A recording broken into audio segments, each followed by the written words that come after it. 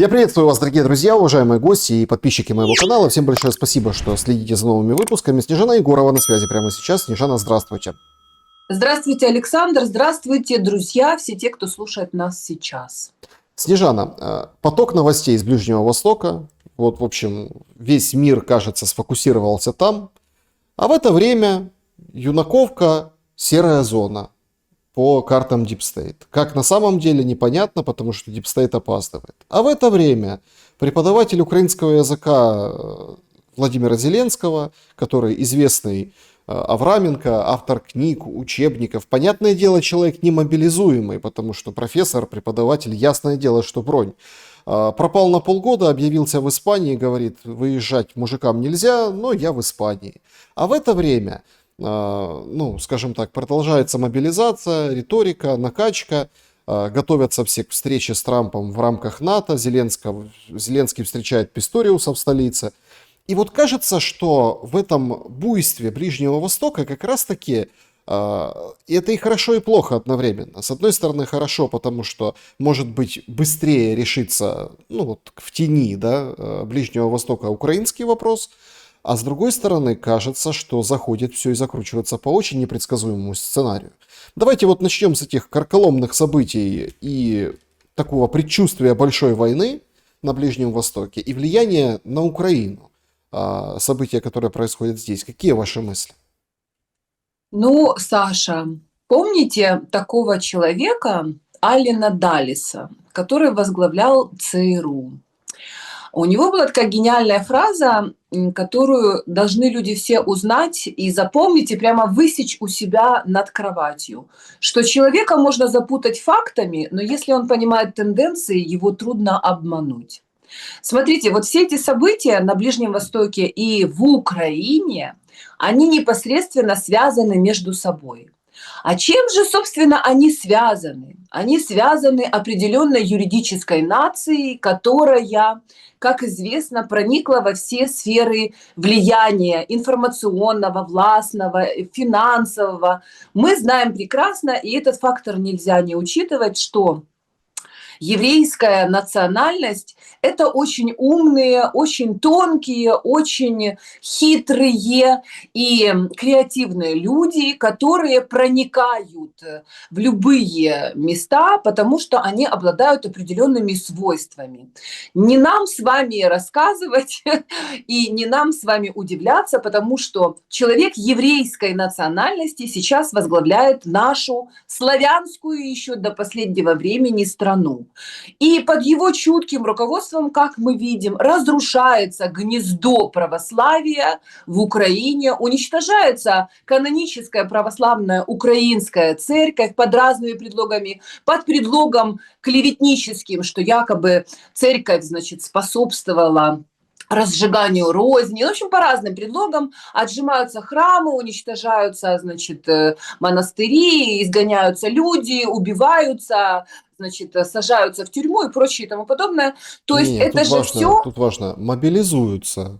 Два случая. мобилизуется. Настоятель храма, монастыря, не храма, но монастыря, 28 лет, да, УПЦ, по повестке закрыли в клетку.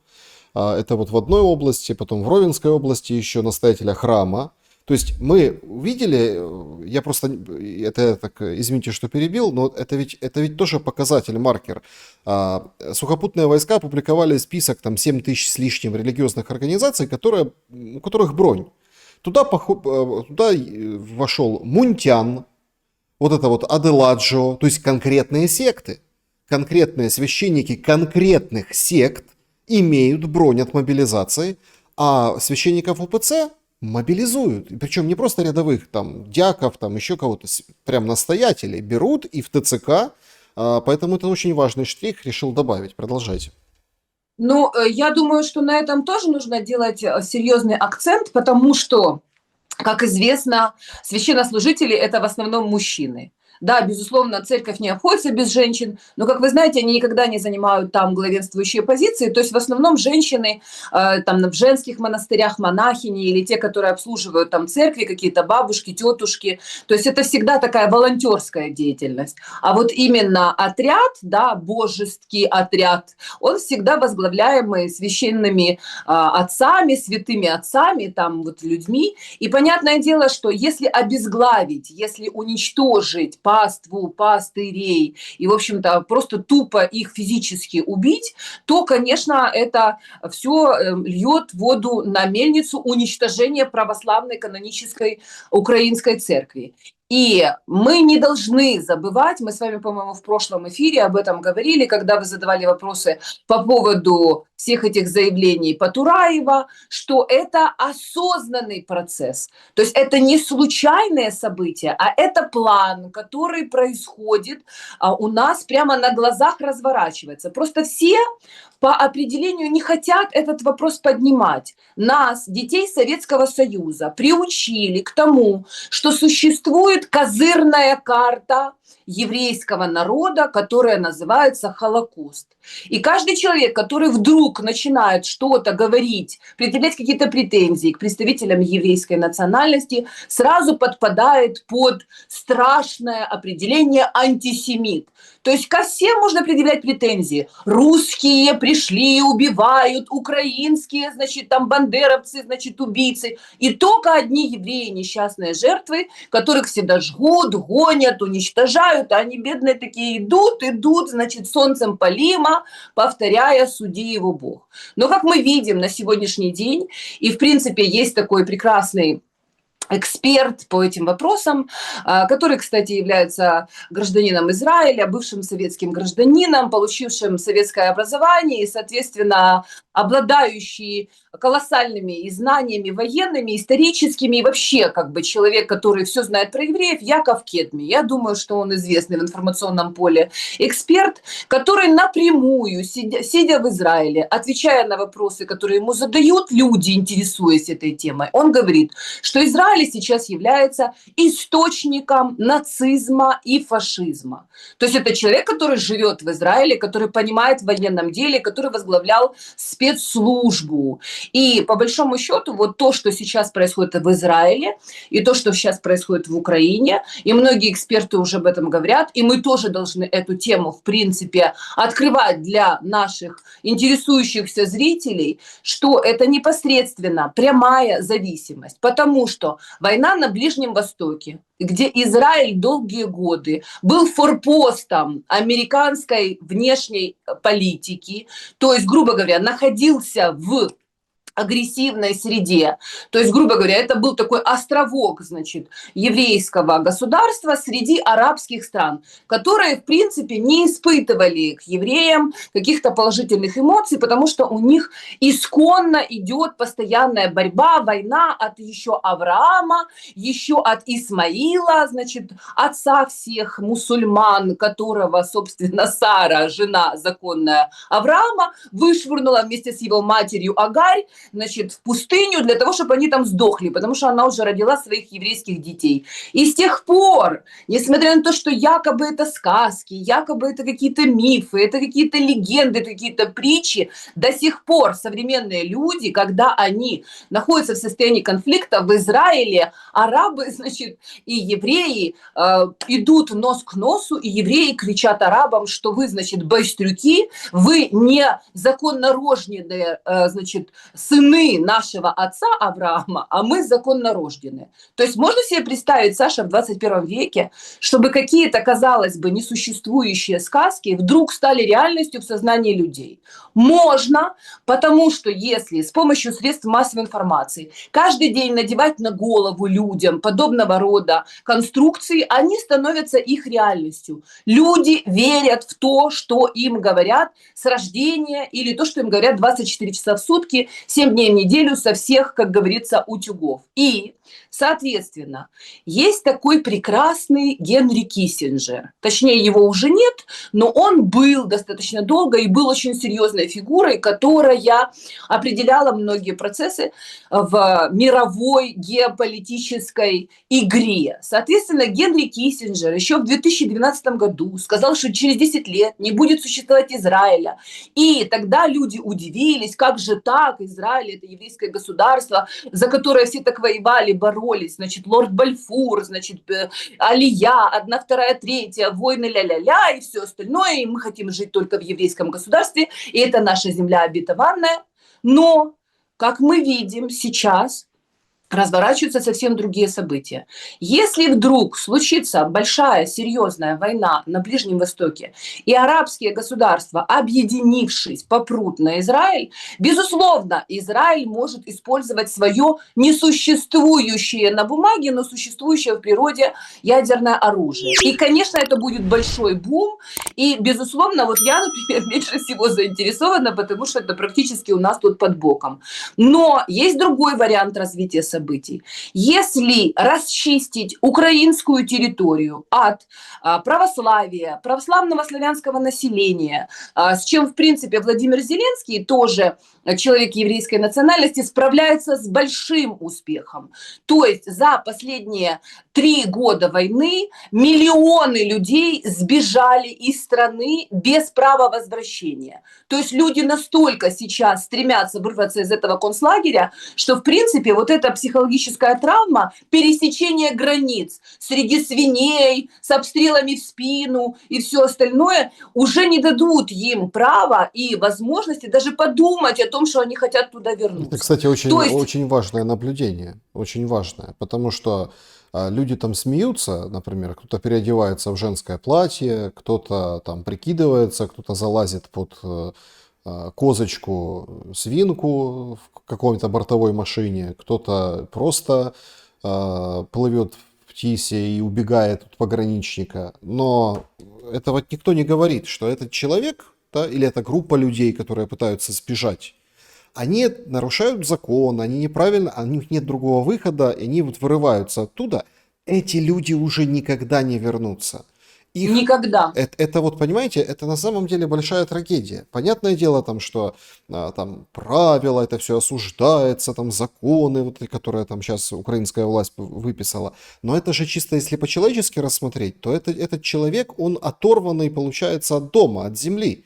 У него не стало дома. Причем это не потому, что этот дом разрушен, например, или этот дом там снесло войной, или он там, да, то есть пережил вот эту боль войны, потому что зачастую вот эти люди, они не от войны бегут. Они бегут из концлагеря, Саша. О том, что Украина превратилась в концлагерь, я сказала там год тому назад, і всі кричали: Боже, Єгорова, ти сумасшедша, в нас чудова, чарівна країна. Все тільки тому, що Путін напав, як тільки він піде, у нас тут все таке розквітне, що отак от буде щастя, і все буде в нас добре.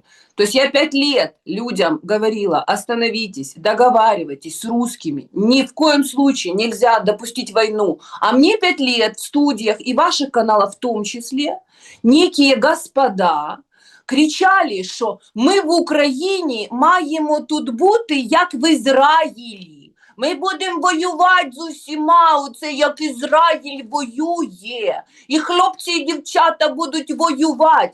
Когда я говорила, эти эфиры до сих пор еще есть в сети, и у меня на канале они остались, что Украина не Израиль, что мы живем на своей собственной земле, что Украина всегда была в дружественной среде наших братских народов, что Украина никогда не воевала и не будет воевать с Россией, с Белоруссией, с Молдовой, там, с Венгрией. Зачем нам воевать, если мы счастливы, довольны? Украина не для этого создавалась и не для этого существует. Но, как видите, идеи о том, что Украина должна враждебно относиться ко всем своим соседям и как Израиль, понимаете, отстреливаться со всех сторон, они преобладали, потому что человек, возглавляющий страну, у которого есть ресурс, который уничтожил все альтернативные источники информации, закрыл все каналы, закрыл все МРОТ, изгнал всех людей, и вас, Александр, в том числе, вы тоже в этом списке, всех, кто говорил что-то против, создал единое поле информационное, вот этот зеленый шмарафон,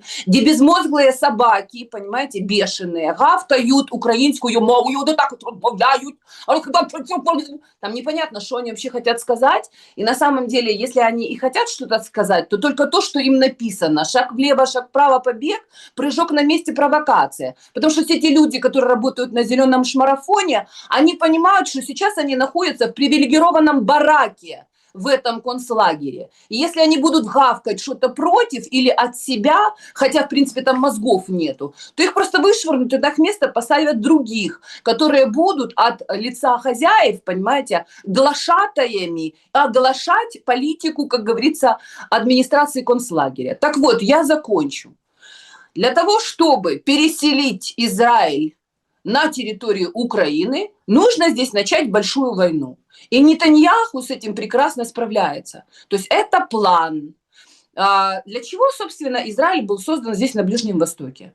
Когда англосаксонские, скажем так, элиты поняли, что они уже не могут грабить Китай, потому что он прозрел и перестал как бы реагировать на опиум и боролся внутри с опиумными войнами. То есть англосаксы, которые сидят, покуривают сигарку, значит, пьют чаек в 5 часов вечера. На самом деле они зарабатывали, как настоящие пираты, всегда на разграблении заморских территорий, на поставки оружия, на создании войн, на создании дестабилизации в разных странах, на создании революционных ситуаций, чтобы можно было вывозить нефть, газ, чай, золото, рабов и прочее и тому подобное. Чем они сейчас отличаются от тех, которые были тогда? Единственное тем, что они сейчас находятся за кулисой, в тени, а создают вот такое определенное информационное поле, где они рассказывают рабам, безмозглым существам, которые ничего не знают о жизни, что на самом деле мы несем вам демократию, и вы будете счастливы, рабы тупые, поэтому станьте все раком, мы засунем вам свое древко и провернем его у вас в заднем проходе, для того, чтобы вы чувствовали, что жизнь прекрасна и удивительна. На самом деле им нужна была вот эта вот агрессивная группа людей, которые вырвались от Холокоста, от преследований, поселились на этой земле и начали завоевывать, отвоевывать свое жизненное пространство. То есть то, что палестинцы пустили их на свою землю, и то, что они их приняли с распростертыми объятиями, это никак не стало причиной того, что они им благодарны. То есть евреи начали воевать, они были воинствующие, они и есть воинствующие, они просто всегда делают вид, что они такие мыслители великие, а на самом деле у них есть серьезные отряды, которые готовы убивать и умирать И за очень, свою вот эту веру, и понимаете? очень такая параллель интересная. Сейчас появляются подробности, ну, по поводу удара, да, по Ирану. Там центральная часть, карту показывают. А беспилотники, которым наносились удары по зенитно-ракетным комплексам Ирана вот этой прошлой ночью, они же были размещены на территории Ирана. То есть многие как-то переглядываются. Совсем недавно паутина, Малюк, то есть спецоперация, подойти, ну, поднести ближе, доставить беспилотник. У нас это там фуры были, вот эти все. А вот тут мы, то есть это почерк. Многие, когда после вот этой паутины говорят, погодите, так стойте, это даже круче, чем Моссад. Я помню просто эти сравнения, и вам, может, попадались, да, что вы представляете, какая спецслужба, какая вот по ударам по аэродромам, операция «Паутина», да, за которую прямо официально взяли ответственность Зеленский, Малюк, то есть все. И наши украинские, есть же украинские такие патриоты, бывшие генералы СБУ, говорят: ребята, а что вы делаете? Нельзя этого признавать. Через 20 лет напишите в книжке, в мемуаре, какие вы были герои, как вы придумали поставить эти беспилотники и ударить по российским, ну, вот этим базам. Ну, это вот говорят специалисты, да, и говорят, это вот пиар, зачем это нужно, это же все-таки спецслужбы. А тут мы видим удар по Ирану и прямые параллели. То есть точно так же, ну, может там детали какие-то, там не фуры, не домики, но с территории Ирана то есть были запущены вот эти дроны. Ну, странное сходство.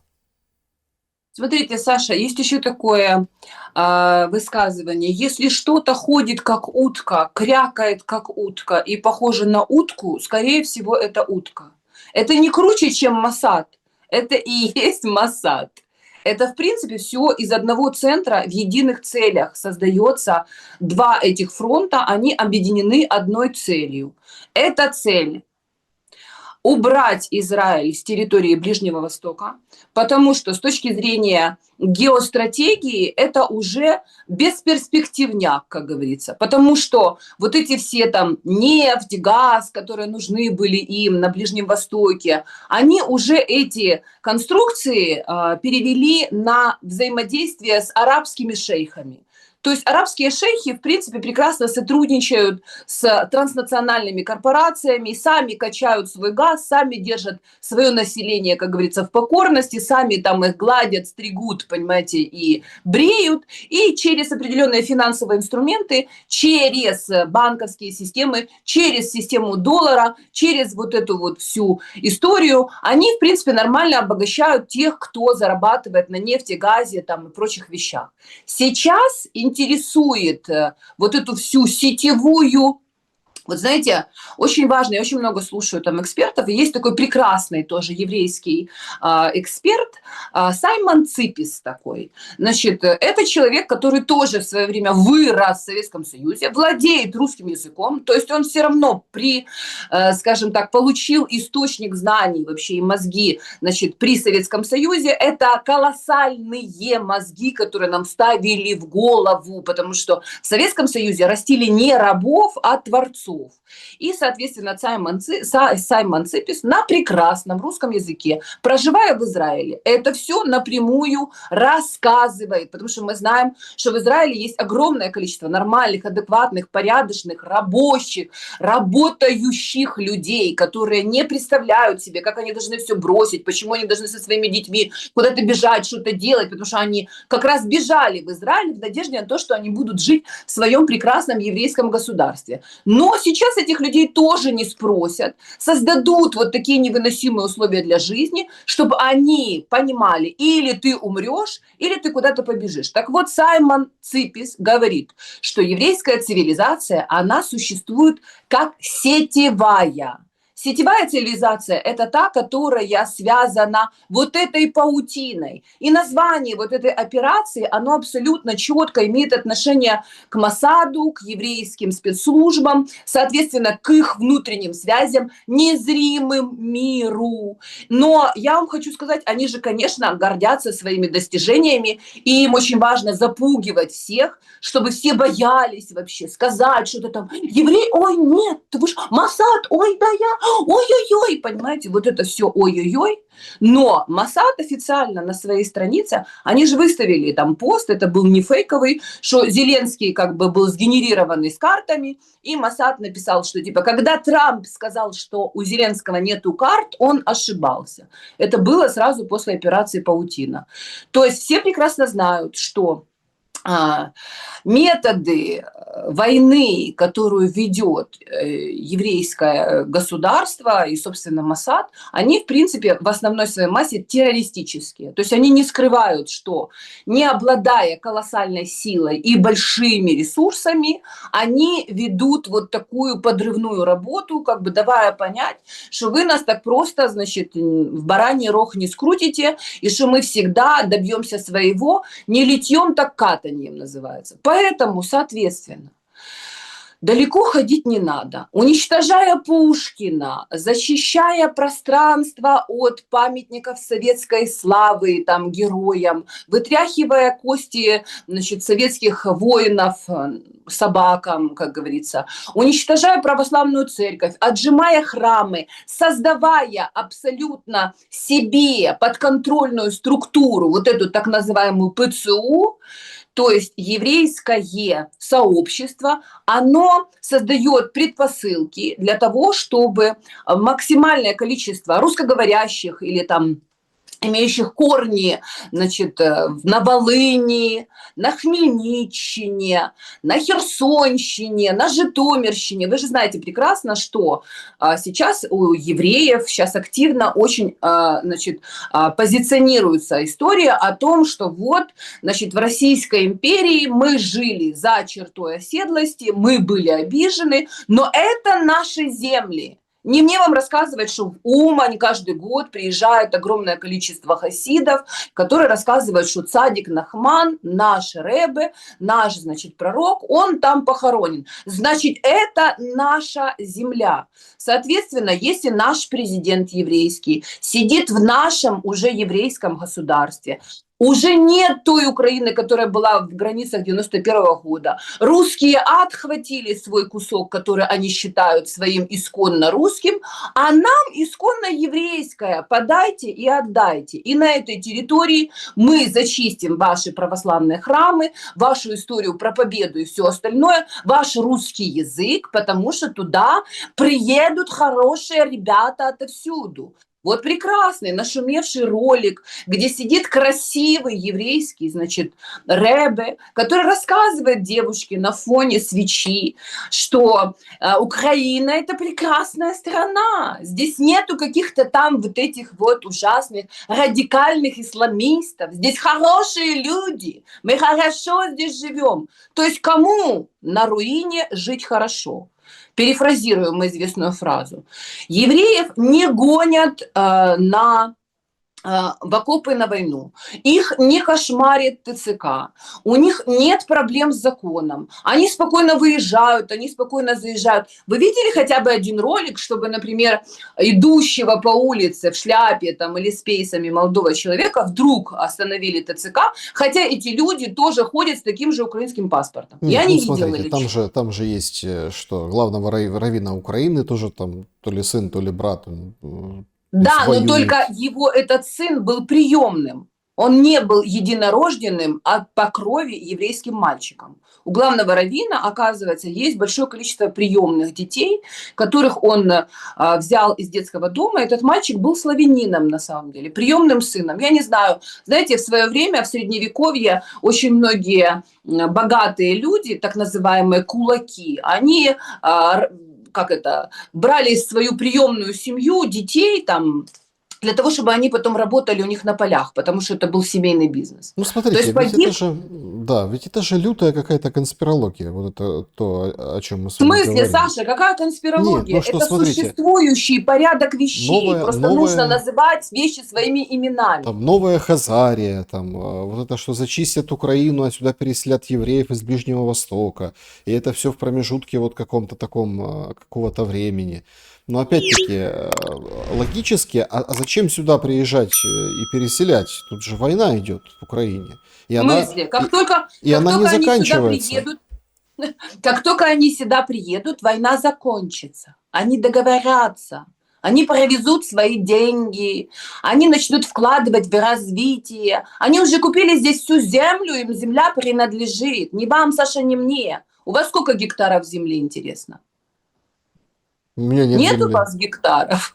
У меня есть 6 соток. Но так как на меня наложили санкции по беспределу, то есть еврейский президент, который поставил украинскую конституцию на паузу, уничтожает русский язык, который в украинской конституции имеет особенный статус, который, в принципе, не дает людям возможности высказывать свое мнение альтернативное, и который наложил санкции на всех, кто говорит правду. Например, он не дает мне возможности ни продать мой кусочек земли 6 соток, ни продать мой домик, который я заработала, 20 лет я пахала, работала в своей стране, официально меня все видели, знали, кто я, что я, ничего ни у кого не украла, ни на каких вообще потоках не сидела, никаких должностей не занимала, никаких бюджетов не пилила, никакой политической деятельностью не занималась, никто меня не оплачивал. Я работала открыто вообще, в открытом информационном поле. Теперь я не могу продать свой дом, я не могу продать свою землю, потому что Владимир Зеленский, которого я привела в информационное поле, вот так вот за руку поставила и танцевать заставила, он наложил на меня санкции. Каким хреном, извините, Саша, кто он такой? Он что, царь, бог, король? Он уже пропустил свой электоральный срок. Он искусственно создает военное положение. Он продолжает его, потому что у него Верховная Рада ручная, которую он собрал всех вообще, весь мусор, который только колыхался на вершине, он привел его в Верховной Раде. И эти послушные собаки его принимают любой закон, который противоречит полностью логике вещей, противоречит нашим законам вообще высшим, которые мы привыкли по ним жить. Вот смотрите, Саша, вы говорите про конспирологию. Когда 5 лет назад, мы с вами уже много лет знакомы, я приходила в студию и говорила, что будет война, вы тоже не верили мне и вообще никому не верили. Вы говорили, что типа вот я верил, что все уладится, что есть умные люди, которые понимают суть происходящего, возьмут на себя ответственность. А вот теперь нет умных людей, потому что все они были куплены, потому что они действуют не от себя и не несут ответственность за свои действия, потому что они выполняют задания третьей стороны. Когда лорд Бальфур подписывал декларацию и отдавал часть Палестины, которая была подмандатная Британии, под создание еврейского государства, они тоже не спрашивали у палестинцев, хотят ли, чтобы там было создано еврейское государство. И, в принципе, когда вы говорите сейчас о конспирологии, а сильно спрашивает Владимир Зеленский у украинского народа, у его остатков, хотят ли они, чтобы, например, здесь сейчас произошла конституанта. Помните, у вас такой плюющийся слюной орал про конституанту прекрасную. Вот когда будет уничтожены вообще все признаки того, что Украина была вот таким-то государством, то есть конституция на паузе, границы уже не 91-го и даже не 22-го, население, мы вообще не понимаем, что с ним происходит, его никто не считает, есть только какие-то косвенные показатели, что там осталось вообще от славянского белого православного населения. То есть было 52 миллиона при распаде Советского Союза, через 20 лет уже было миллионов 30, то есть по миллиону убыли каждый год. А сейчас, в лучшем случае, я думаю, миллионов 15 осталось на территории Украины. Но с такими темпами, как людей убивают, перемалывают на мясо и в муку практически, и не дают никаких вообще данных по поводу того, сколько людей погибает. Мы только знаем, что нужно еще и еще и еще. То, в принципе, я вам хочу сказать, Саша, что еще, как говорится, 368 ведер и золотой ключик у нас в кармане. Да, они устроят войну на Ближнем Востоке. Они будут стрелять со всех сторон, они будут давить арабскими государствами на Израиль, и люди просто от безысходки будут собирать свои манатки и бежать для того, чтобы выжить. И, конечно, они будут бежать в Украину, потому что там сидит благообразный с бородой Ребе и говорит, мы вас примем, здесь хорошая страна, вы послушайте, это же не конспирология, это же он говорит в студии в здравом уме и трезвом рассудке, что Украина будет хорошая страна после войны. У нас будет не просто 50 миллионов, как было при распаде Советского Союза, у нас будет 70 миллионов, потому что вернутся все, которые тут жили, и все те, которые еще тут не жили, они поймут, какая хорошая страна, потому что, Саша, Россия находится под боком, вернее, Украина находится под боком у России. И Россия – это кладезь. Как только еврейское государство создастся на территории бывшей Украины и начнет, как говорится, налаживать свои связи, вот эту свою паутину, понимаете, с Россией, вот тогда начнется самое интересное в России. Потому что в России тоже очень много есть хороших, богатых еврейских семей, которые, конечно же, захотят дружить с Украиной нового типа. И там начнется все то же самое, что сейчас происходит у нас в Ну, Украине. тут, как бы, Речь идет знаете, о поглощении огромной территории, которая, по мнению евреев, неправильно, значит, живет, неправильно дышит, неправильно используются ресурсы, а они все сделают правильно. И это было причиной, почему была революция, гражданская война и Великая Отечественная война 100 лет тому назад, спустя 100 лет у них тот же план, те же участники событий, те же протоколы сионских мудрецов, а мы такие, знаете, говорим, это все конспирология. Боже, такого же не может быть. Как? А вот так. ну и тут, конечно, стоит отметить просто как вот эту картину, как элементы. Кто-то воткнет, кто-то опровергнет, но это факты, что раввин, ну, там, российские и украинские, да, их дети брачевались, вот. Это тоже была такая большая свадьба. Причем там одесский раввин тоже. Сюда стоит добавить очень невнятное выступление Бродского, посла Израиля в Украине, который сказал, что мы передали патриоты, а на следующий день это все очень быстро, быстро, быстро. Ой, я завис, да? Да, ты завис, Саша, Да, но я сейчас, просто тебя сейчас, слышу. сейчас, секундочку.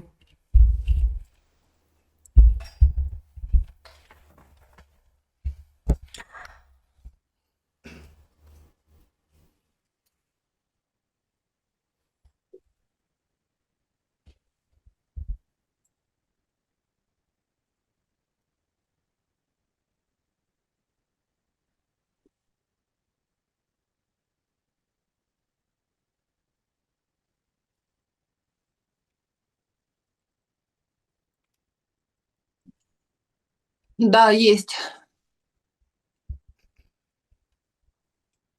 Ну и сюда следует еще добавить, конечно, как пазлы, как кирпичики. Кто-то воткнет, кто-то не воткнет в эту стену.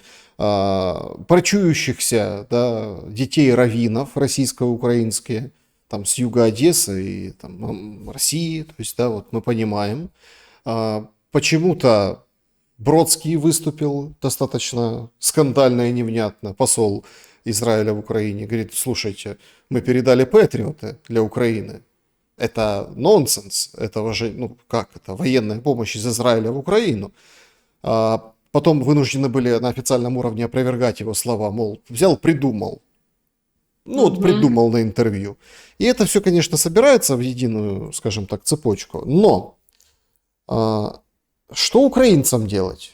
Вот сейчас такой какой-то такой момент, когда выходит Зеленский и, ну вот в вечернем обращении вчерашнем говорит, слушайте, мы тесним россиян в Сумской области, вытесняем, да, продолжается Курская операция. О проблемах в Теткино уже пишут и говорят достаточно громко, там солдаты, эксперты, люди, которые там имеют информацию, делятся ей.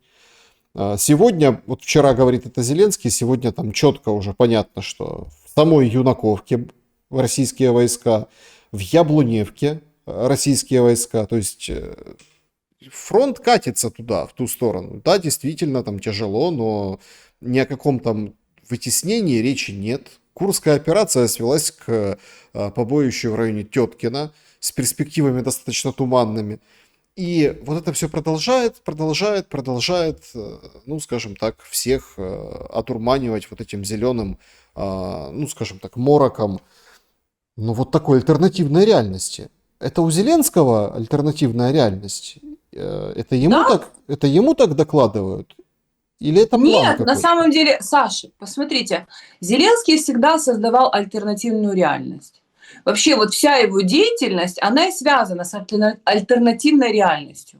То есть КВН, они же не были реальными героями. То есть они, например, брали, да, надевали маску. То есть это театр кабуки, понимаете? Это маски, которые, в принципе, движутся по, скажем так, желанию Карабаса-Барабаса, понимаете, кукловода. Они надевали маски. Жека был там Кличко, Лена была там, как ее фамилия, господи, я уже забыла, как ее там фамилия, этой Лены, которая у них Юлию Тимошенко изображала. Кровец, да. Зеленский был там кем-то, Ющенко, а, например, Саня Пикалов был там Януковичем. И вот они создавали эту альтернативную реальность. Это был театр кукол. То есть они людям показывали нереальные события, которые происходили на Банковой, то, как говорили между собой президенты там, или претенденты в президенты, или какие-то премьер-министры, или какие-то там люди. А они создавали вот этот политический театр кукол. Но так как это просто надевалось на голову людям 24 часа в сутки, 7 дней в неделю. Вы же помните, какое было засилие 95-го квартала? То есть они были на всех каналах, на Интере, на Плюсах. Это был единственный проект, который мог работать на всех каналах, потому что они выполняли требования и брали под заказ любые заказы политические всех политических партий. То есть это просто политические проститутки. А Зеленский это глава вот этой проституирующей банды, понимаете, вот этих вот переезжих актеров. Вообще не зря, значит, вот этих вот артистов площадных, понимаете, в приличное общество не пускали. Потому что по своей природе это существа, которые нигде никак, у них ни чести, ни достоинства, их в любое место, куда ни пусти, они везде какие-нибудь ложечки спиздят, понимаете? Поэтому, в принципе, он создавал всегда эту альтернативную реальность. И сейчас этот его, скажем так, стиль перенимают, и для того, чтобы людям создавать вот эту альтернативную реальность в телевидении мировом, на этом мировом уже театре, понимаете, театре боевых действий, они его тоже выводят в главные, как говорится, дамки. Потому что пока народ, как осел, видит морковку, понимаете, у осла морковочка, вот ты вроде дотянешься уже к ней, вот уже ты прям носом чувствуешь, нюхом, что морковка вот рядом, но ты никогда не можешь ее схватить и съесть. Вот Зеленский, он постоянно вот эту морковку перед украинским народом держит, что вот-вот, сейчас, вот сейчас еще немножечко, давайте, ребята, давайте, подтяните поясочки, да давайте еще десяточек каких-нибудь мертвячков, понимаете, нам пока еще живых подайте вообще к нашему столу. И сейчас, вот сейчас будет победа. Вот сейчас, только сейчас я договорюсь. Никто, Саша, никто, ни один подонок, ни Зеленский, ни Ермак, ни этот сионист конченый Потураев, ни все вот эти вот открывающие рот барбершопные герои, они не умирают в окопах. Что это за война? Украинцы должны когда-нибудь увидеть, що їх діти прекрасно. Олена Зеленська, вона сказала, що її синок навчається і донечка десь там навчаються за кордончиком, тому що це дуже-дуже небезпечно зараз жити в Україні. То есть она вообще никогда не находится в Украине. Зеленский вообще никогда не находится в Украине. Он приезжает для того, чтобы что-нибудь потрындеть в зале Верховной Рады, а потом он постоянно находится то в Греции, то в Швеции, то в Америке, то в Лондоне, то ще десь, понимаете, он всегда находится где-то еще. Его мать становится, значит, обладательницей за 3 миллиона квартирки в Бурдж-Халифа, понимаете. Его все родственники имеют недвигу по всему миру. Уже, я не знаю, устали считать, понимаете, люди, вот эти все всплывающие ковришки, которые Зеленский получает за эту войну. Он не связывает свое будущее с этой страной. Он выполняет заказ тех людей, которые хотят вернее, они уже купили эту землю и только расчищают ее от населения и остатков памяти, что здесь жило вот такое славянское население, которое говорило на русском языке, которое победило в войне, которое считало, что она сломала хребет фашизму, которое, значит, отмечала праздник 9 мая, у которого был День защиты детей, которые были вот такие, сякие и разные, никто об этом не вспомнит.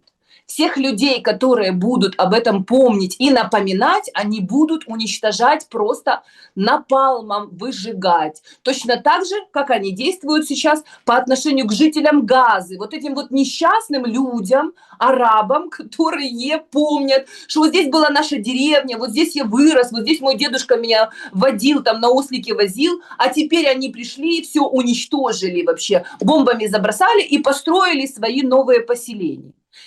Я вам хочу сказать, что тут нет никакой конспирологии. Это все описано в Библии. В Библии Авраам и Сара занимались вообще подобного рода вещами. Они приходили со своими овцами, разбивали шатер возле какого-то города, а потом Авраам свою Сару подкладывал под какого-нибудь царя и говорил, что это моя сестра. А когда царь хотел, понимаете, ее сделать собственной женой или наложницей, приходил Авраам и говорил, что ты обесчестил меня, потому что это моя жена. И царь вынужден был давать ему кусок земли или еще что-то. Почитайте Библию. Это все описано, все их методы, как они решают свои вопросы, как они завоевывают землю, как они в своих призывах говорят: иди в землю ханаанскую и живи там, в доме врагов своих. То есть они не постесняются зайти в дом врагов своих, лечь на кровати вообще, пользоваться посудой и, как говорится, танцевать на костях. Посмотрите на Зеленского. Он спокойно идет вдоль этих бесконечных гробов и кладбищ. У него ничего не ёкает, когда он проходит мимо трепещущихся на ветру флагов. Он никак не ассоциирует себя с этими людьми, погибшими в этой войне. У него волосы дыбом не встают, и у него из глаз глаза не брызжут, как у Петрушки, когда он видит, что он натворил.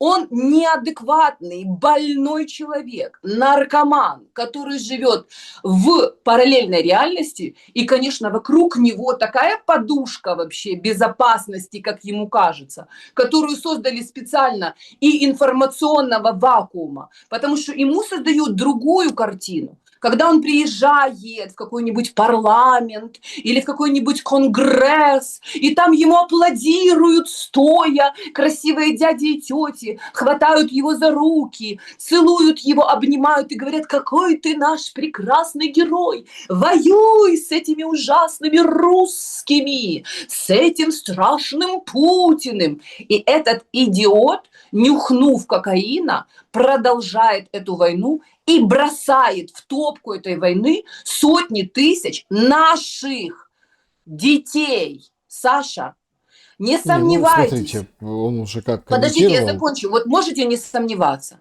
Я, как Кассандра Александровна, которой вы не верили 5 лет тому назад, потом, возможно, год назад люди не верили, когда я говорила, что это концлагерь. Я вам говорю, что они погонят на убой и женщин, и детей. Это будет. И когда вы спрашиваете, а что украинцам делать? Пока украинцы не поймут, что нужно брать ответственность за собственную жизнь на себя и не разъединяться, а объединяться, их будут убивать, вести на убой вот так по одному. Потому что украинцы должны воевать не с русскими, а с русскими. Одна и та же фраза, но смысл абсолютно другой. Потому что как только украинцы понимают, что с ними происходит, и начинают воевать с русскими, и вспоминают, что они есть славяне и православные, и их, скажем так, планіда, моя хата з краю, першим ворога зустрічаю. И нужно просто понять, где враг. Не там, откуда они ждут, спровоцировали. Давай, давай, воюй с нами, русский москаль. Сейчас я буду тебя резать и на ремни, понимаете, пускать. А вот оттуда идет война. Оттуда идет, понимаете, вот эта адская машина, которая пожирает мягко. Потому что Маккиндрианское кольцо сэра Маккиндера, она вокруг Хартленда. Хартленд – это основное государство суши, это Россия априори. И для того, чтобы задушить Хартленд, как анаконда, нужно поджигать вокруг. И когда Россия будет выдыхать, нужно сжимать кольцо. Потому что это метод змеи, которая тебя обволакивает. И ты не понимаешь до какого-то момента, что это уже навсегда, что это смерть, которая просто оттянута во времени. И если украинцы не начнут, понимаете, вырываться из этого ада, не начнут осознавать вообще и не начнут выходить из этого морока, как те бандерлоги. Все наши сказки, мультики, почему они уничтожают советское наследие, даже мультипликационное, не говоря уже о том, что детские фильмы, там вообще просто фильмы о войне, потому что там это все на уровне подсознания заложено. Потому что сейчас украинцы как бандерлоги, понимаете, тупые, которых вот так вот они смотрят на и что ты скажешь, что я и буду делать, понимаете? Их просто вообще вводят в состояние анабиоза. Они как зомбаки с белыми глазами, уверены в том, что вот эта обезьяна, Зеленский, понимаете, которая на них срет с высокой колокольни и зарабатывает свои ковришки, потом сядет в голубой вертолетик и умчится в свои, как говорится, бункера. Ну, смотрите, Нахрена, тут как вы же... думаете, вот подождите, Саша, как вы думаете, вот есть информация о том, что Зеленский купил какой-то там остров в океане, на острове Буяне, и там работает спецтехника, которая якобы там строит бункер. Как вы думаете, Зеленский знает о том, что готовится, например, ядерная провокация? Он будет знать время, час и место и успеет улететь оттуда, где будет опасно? Я думаю, знает, ему об этом сообщат, и он улетит. Мы все останемся, и нас снесет и превратит в ядерный пепел. И это будет точно так же по аналогии, как Зеленский знал, русские его предупреждали, что будет вторжение, он знал и кричал с телевизора, что не бойтесь ничего, идите на шашлыки, будем жарить шашлыки. Я еще раз повторяю людям, что он просто не продолжил фразу и не сказал, что эти шашлыки будут из ваших детей. Вот если люди не хотят жить, если они суицидники, если они хотят защитить своих детей, если они не пользуются мозгом, если они смотрят в телевизор и верят тем, кто их убивает, собственным палачам, если они полностью, понимаете, проникнуты вот этим стокгольмским синдромом, что можно с ними сделать? А когда ты им говоришь вообще, когда ты стучишь во все двери, вот так вот их трясешь и кричишь: проснитесь, опомнитесь, вас убивают изнутри, вас уничтожают. Начните думать о том, как себя спасти. Опять-таки, Зеленский же как в интервью сказал, говорит, у него спрашивают там, а ваш там сын? А он говорит, моему сыну пока 12 лет, но вполне вероятно, что через 6 лет это вот участь, имеется в виду, отправить кого-то на фронт, да, будет касаться и семьи Зеленских. То есть тут сразу шок в двух моментах. Шок первый. Погодите, так это что, он собирается 6 лет продолжать войну? Да. 6 лет быть у власти? Да. Следующее. Это раз. А во-вторых, откуда второй шок? Так тонко еще на мобилизацию с 18, ну, ни один спикер не намекал. То есть 12 плюс 6, 18, то есть с 18 лет пойдет на фронт. То есть, видимо, порог все-таки снизит. Саша, я вангую, что до конца этого года, если ничего не случится и люди не прозреют, и этого черта не снесут, будет снижен порог, будут призывать с 18 и будут призывать женщин. Вот всех девочек, которые медсестры, знаете, они же шли в медицинские учреждения учиться, потому что они хотели стать косметологами, может быть, медсестрами, открыть свои кабинеты, они хотели получить образование. А сейчас это профессии, которые подпадают под воинскую обязанность. и они все должны будут стать на воинский учет. А если они станут на воинский учет, то завтра придут точно такие же ублюдки из ТЦК к ним в косметический кабинетик, где они будут укольчики колоть, губки девочкам делать, понимаете? Возьмут их под белые рученьки и отправят их на фронт. Убивать и умирать. Ничего вообще у людей не возникает, никакой вообще вот мысли о том, що якщо Олена Зеленська так чудово їм презентує форму військову для вагітних. Вы можете себе представить степень этого цинизма и скотства? Военная форма для беременных. И это так называемая первая леди, которая прошла свой жизненный путь рядом с наркоманом Зеленским. То есть там тоже созависимость очень серьезная. И то, что она выглядит как молчаливая рыба, понимаете, со скучными губами, и вроде как глупо говорит, это не значит, что она не является чудовищем таким же, как и он. Потому что муж и жена одна сатана. Ни одна нормальная, здравомыслящая женщина-мать не станет участвовать в презентации военной формы для беременных. Они отправят всех.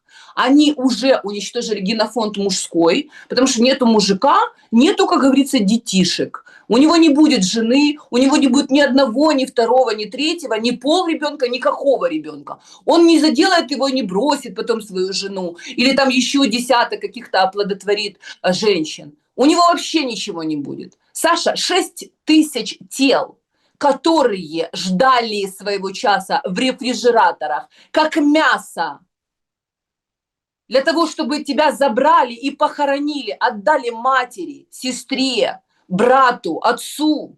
Это вообще война? За это можно воевать? Я вообще не понимаю, как люди еще вообще это терпят, как они это слушают вообще, вот этих конченых со шмарафона, которые им вот это все вливают в уши.